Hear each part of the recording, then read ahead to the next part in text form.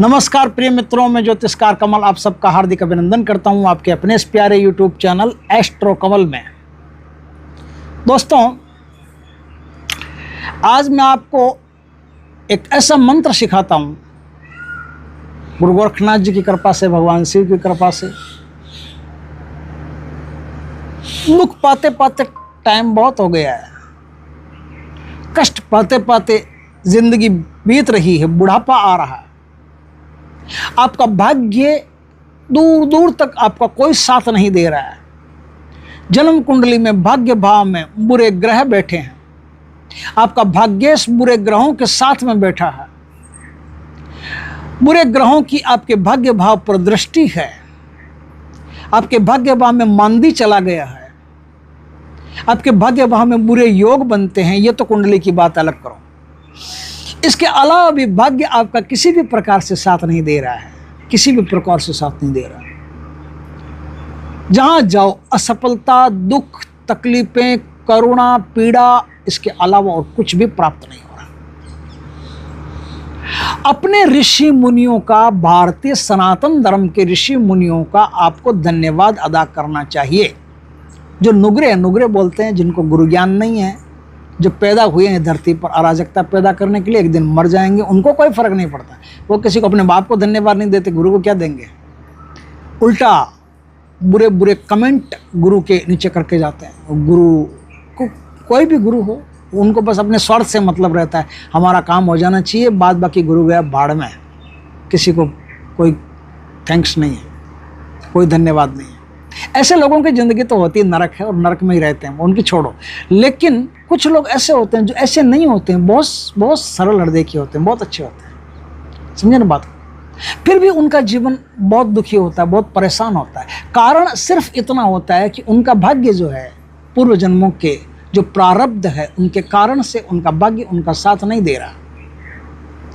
आज मैं आपको अपने देश के महान ऋषि मुनियों को प्रणाम करते हुए, नाथ सिद्धों को प्रणाम करते हुए, ये मंत्र आज आपको मैं बता रहा हूँ, जो आपके भाग्य में तत्काल से उन्नति, लिफ्ट पैदा कर देंगे।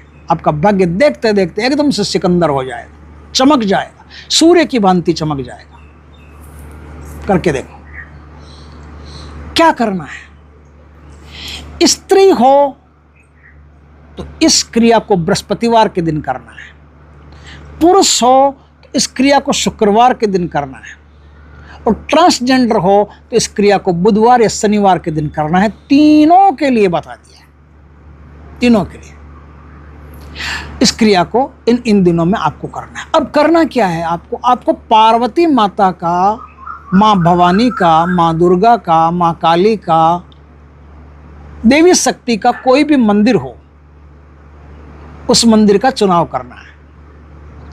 वहां जाकर के आपको अच्छी तरह से एकदम विनम्रता पूर्वक उनको भोग प्रसाद चढ़ा करके अपने दुर्भाग्य को, अपने सौभाग्य को उदय करने के लिए, अपने भाग्य को जगाने के लिए प्रार्थना करने। दुर्भाग्य का नाम नहीं लेना, ध्यान रखना। सौभाग्य को उदय करने के लिए प्रार्थना करने की, हे मातेश्वरी, आपकी कृपा हो, मेरा सौभाग्य उदय हो। माता सीता ने भी इनकी पूजा की थी, माता गौरी की ना। सौभाग्य प्राप्ति के लिए पूजाएं जरूरी होती है। उत्तम पति की प्राप्ति के लिए माता सीता ने भी माता पार्वती की पूजा की थी। तो माता पार्वती की, माता इनकी मातेश्वरी की कृपा से, माँ गौरी की कृपा से, माँ भवानी की कृपा से आपका भाग्य तत्काल जागृत हो सकता है। अब आपको करना क्या है? आपको कुछ नहीं करना, आपको चंद कौड़ियाँ ले जानी अपने साथ में। कौड़ियाँ, ये कौड़ियाँ आपका प्रतीक है कि हम एक कौड़ी के इंसान रह गए हैं इस संसार में। ये कौड़ियाँ आपको माँ को अर्पित करनी है, ट्रांसजेंडर हो, स्त्री हो, पुरुष हो, कोई भी हो। ये कौड़ियाँ माँ को आपको अर्पित करनी है कि माँ, मैं ये हूँ, और अब इन कौड़ियों को मूल्यवान अगर बना सकते हो तो तुम्हें बना सकते हो। हे मातेश्वरी, तुम्हें कृपा कर सकते हो। इस प्रकार से विनम्र प्रार्थना करके, बढ़िया सुंदर सा उनको भोग प्रसाद चढ़ा करके, अगरबत्ती धूप दिया मंदिर में करके, उसी मंदिर में बैठ करके आपको सौभाग्य माला से, या सफ़ेद हकीक की माला से, या सफ़ेद स्फटिक की माला से, या लाल मूंगे की माला से, या रुद्राक्ष की माला से, कोई भी माला आपके पास, उस माला से 1100 बार इस मंत्र का जाप करना, यानी 11 माला का जाप करना। 11 माला का जाप आपने कर लिया, आपका मंत्र जागृत हो गया। अब 1 माला का रोज आप जाप करते रहिए, काफ़ी दिनों तक करते रहिए। आपके भाग्य में इतनी ताकत मिलेगी कि आप कल्पना नहीं कर सकते। अचानक से आपके सब काम बनना शुरू हो जाएंगे, भाग्य एकदम से करवट लेकर के उठेगा। किसी सोया हुआ सांप हो और कंकर मार दे कोई उसको, एकदम फंकार के उठता है ना, वैसे आपका भाग्य एकदम फंकार के उठेगा, चमक जाएगा, मस्त। तो सुनो ना फिर मंत्र है सतनमो आदेश ओम त्रिपुरहर भवानी बाला राज प्रजा मोहिनी या राजा प्रजा मोहिनी। शब्द में ज़्यादा कोई फर्क नहीं पड़ता है, ऐसा नहीं है कि शब्द कुछ ऐसा हो गया फर्क पड़ गया।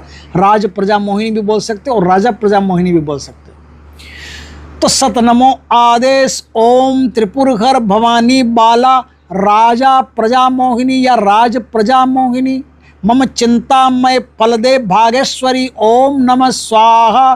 श्रीनाथ जी को आदेश आदेश। अब ध्यान से 3 बार इस मंत्र को मैं सुनाऊंगा और जो जैसा है वैसा सुनाऊंगा।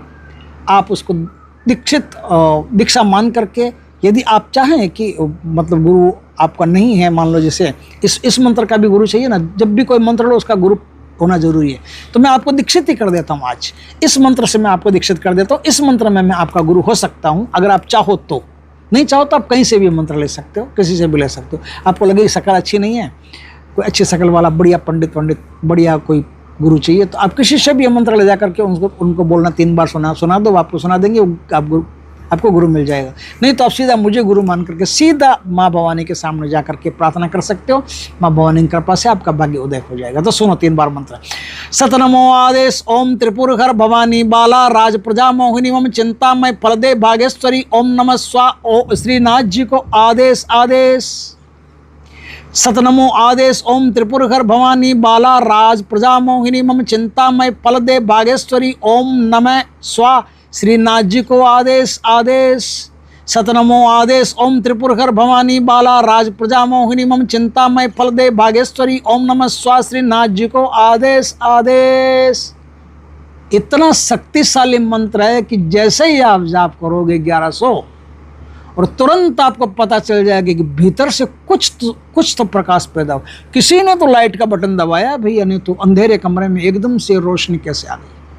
तुरंत उसी दिन से आपको ऐसा महसूस होगा कि भीतर कुछ तो बदल गया है, कुछ तो चेंज हो गया है। ध्यान मुद्रा में आराम से माँ के सामने बैठ के बड़े प्यार से इस जाप को कीजिए और अपने जीवन को सुंदर बनाइए, आलिशान बनाइए, अद्भुत बनाइए। और देखिए, एक बार आपका भाग्य जागृत हो जाए तो आप ये मत भूलिए कि जिस प्रकार से कष्टों में आपने जीवन जिया है और भी कोई जीता होगा।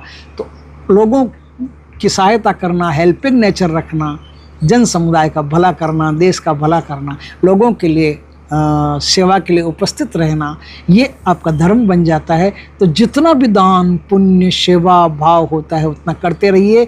अब आपका भाग्य आपको धोखा नहीं दे सकता। अब आपका भाग्य आपको शानदार फल देता रहेगा और हमेशा चमकता रहेगा, क्योंकि दान से भाग्य चमकता है।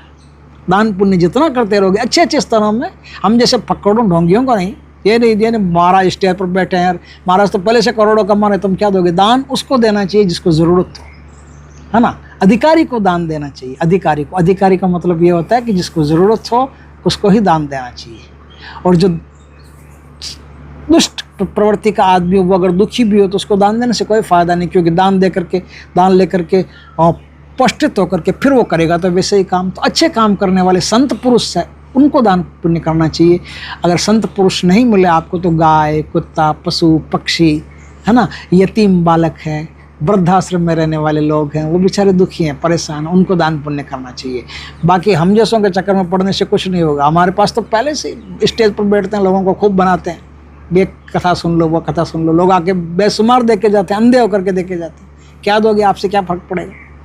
इसलिए अधिकारी को दान आप करते रहें। ये मंत्र, इस मंत्र से यदि आपका भाग्य उदय होता है तो आप एकदम दिल में प्रेम पैदा कर लें और जन समाज के लिए प्रेम से आप है ना उनकी सहायता करें, हेल्पिंग नेचर आप अपने अंदर पैदा करें। दोस्तों वीडियो अच्छा लगे तो लाइक करना, कमेंट करना, शेयर करना, पहली बार हमारे चैनल पर आए चैनल को सब्सक्राइब करना, पास में जो बेल आइकॉन का बटन वो दबा देना ताकि हमारे ज्ञानवर्धक जानकारीपूर्ण वीडियो सबसे पहले आपके पास आ सके। जय श्री कृष्ण दोस्तों।